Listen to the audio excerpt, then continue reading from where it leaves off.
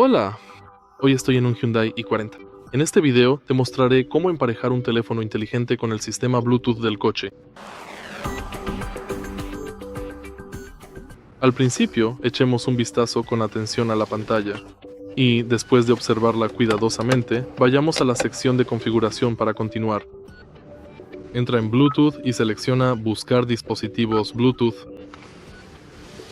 Ahora en tu teléfono inteligente.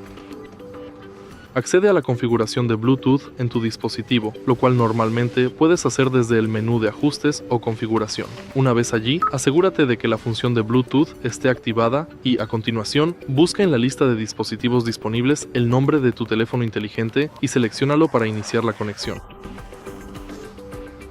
Ahora ingresa la clave de acceso, que por defecto es 000, y tu teléfono inteligente se habrá conectado. Es un proceso muy simple y rápido. Si te ha resultado útil este video, por favor dale like, comenta y suscríbete.